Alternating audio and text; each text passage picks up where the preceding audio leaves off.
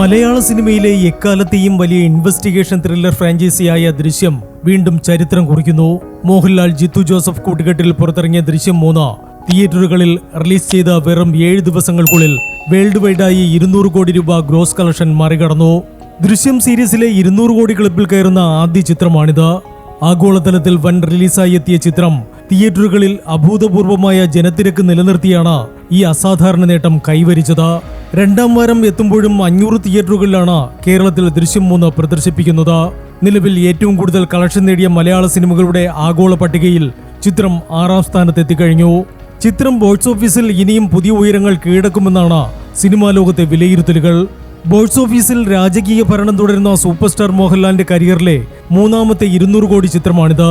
എമ്പുരാൻ, തുടരും എന്നീ ചിത്രങ്ങളാണ് ഇതിനു മുൻപ് ഈ നേട്ടം കൈവരിച്ച മോഹൻലാൽ ചിത്രങ്ങൾ.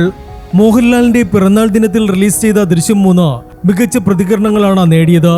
മോഹൻലാൽ എന്ന അതുല്യ നടന്റെ വിസ്മയിപ്പിക്കുന്ന അഭിനയ മുഹൂർത്തങ്ങൾ കോർത്തിണക്കി മികച്ചൊരു ഇമോഷണൽ ത്രില്ലറായാണ് ജിത്തു ജോസഫ് ദൃശ്യം 3 ഒരുക്കിയത്. മോഹൻലാലിനൊപ്പം മീന, എസ്തർ അനിൽ, അൻസിബ, സിദ്ദിഖ്, ആശാ ശരത്, മുരളി ഗോപി എന്നിവർ ദൃശ്യം 3 പ്രധാന വേഷങ്ങളിലെത്തുന്നുണ്ട്. Entertainment desk, Movie max.